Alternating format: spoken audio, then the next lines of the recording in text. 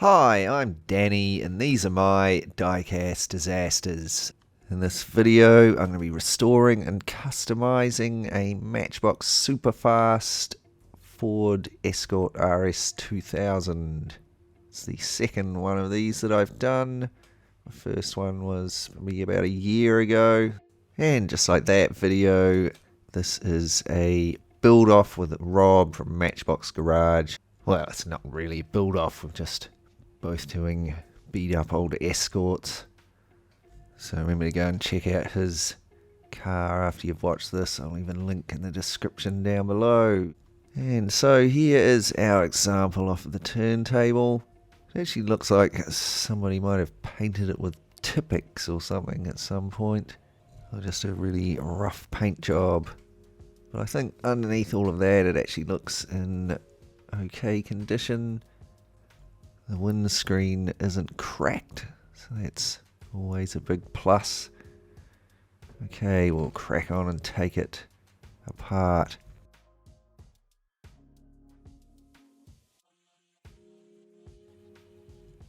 I'll just pop the base off there. You can see it's a little bit oxidized under there. There's the interior. It's actually in pretty good nick. The windscreen. Paint is sticking it in there a little bit. There it goes, just a bit grubby and scuffed.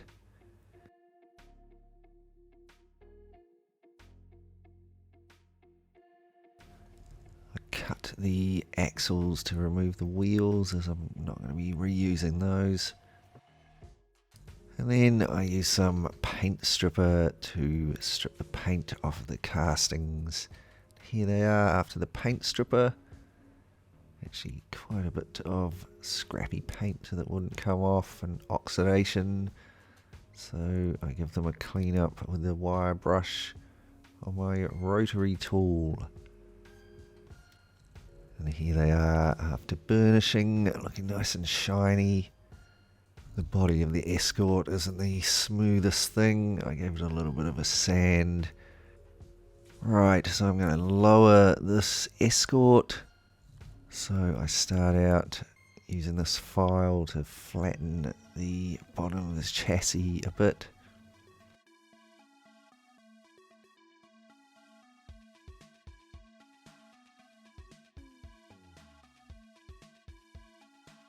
I'm going to put a body kit on it, so I'm going to have to make the wheel wells a little bit larger. Just use a sanding drum on my Dremel.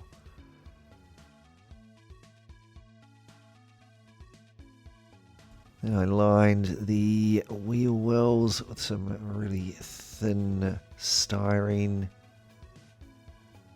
Build up over that with some epoxy putty.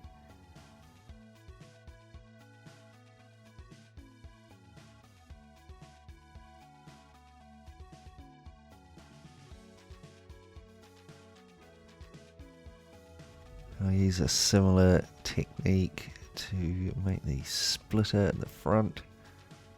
You can also see I've put some new axle casings in there.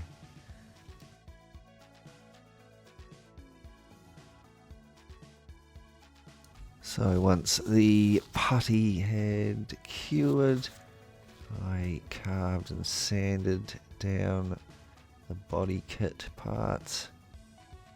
It's actually quite tricky.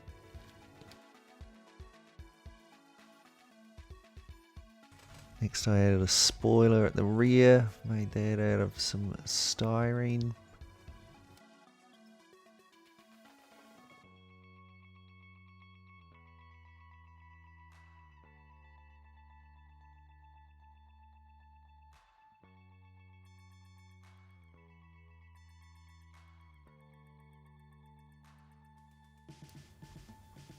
So now it's ready for some paint. I start out with some light grey primer. And then I painted it a nice clean white.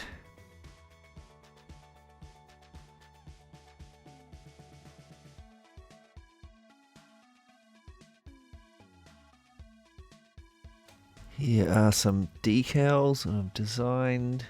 Then I printed them out on clear decal paper. Then I'll cut them out and apply them to the body of the car.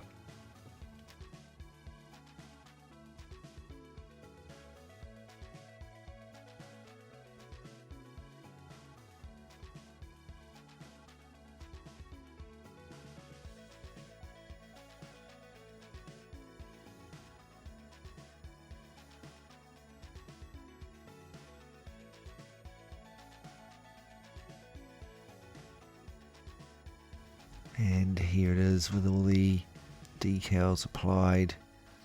I'll finish that with a couple of coats of clear.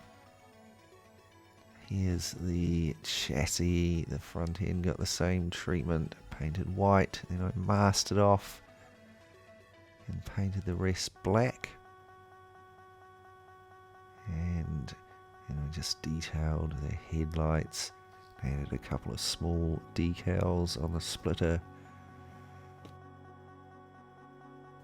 Moving on to the interior. Some pretty good nicks. Just got a little scrap of paint on it there. I don't want a back seat in it, so I chopped that out with a craft knife and then rebuilt it with a little bit of styrene, and I've added a roll cage. Then I painted it all black and finished it off with some red harnesses.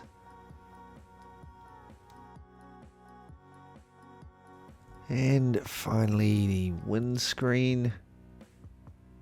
So it's got that black paint on it there. I can almost scratch it off. Anyway, I gave it a good sanding to get out as much of the scuffing and scratches as I could. And then I gave it a polish with some plastic polish. This was how it came out. And so that's all the hard work done pretty much. Here are the parts of our little RS2000 refurbished, repainted and ready to go back together, including a nice new set of wheels. So just before we take a look at the finished car, let's take a moment to look back and be reminded of what we started with. Here is our very scruffy looking little Escort, all the way from the late 70s, covered in cruddy white paint somewhere along the way, and finally somehow making it into my hands for a custom makeover. So let's see what we can do.